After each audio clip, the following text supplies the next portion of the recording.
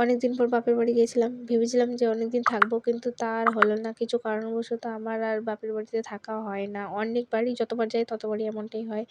তো হঠাৎ করে আজকেই চলে আসতে হচ্ছে।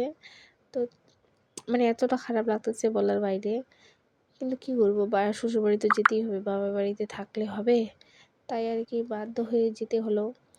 তো তোমাদের সাথে ভিডিওটা শেয়ার করছি তারপরের দিনের। কেননা মানে এডিট করতে, কি করতে, ভয়েস দিতে আমার খুব কষ্ট লাগে, ঝামেলা লাগে। সেজন্য একটু লেট হয়ে যাচ্ছে। তো এদিকে দেখো আমার ছেলে কতটা বদমাশি করতেছে। ও নাম দিয়ে উঠবে, কেননা আমাদের বাড়ি তো মানে উঠান থেকে শুরু করে সবকিছু পাকা করা। তো এটার জন্য আমার ছেলেকে মানে ছাড়তে আর কি কষ্ট হয়। ও একদম কি করছে, কুকুরের মতো জিভ দিয়ে চেটে খাচ্ছে বালিগুলা।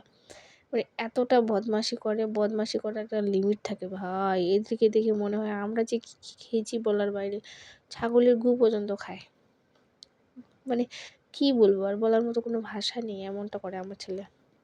ওদেরকে দেখে মনে হয় হায়! আমি যে কি কি খেয়েছি ভগবানই জানে। যাই হোক, আমরা আবার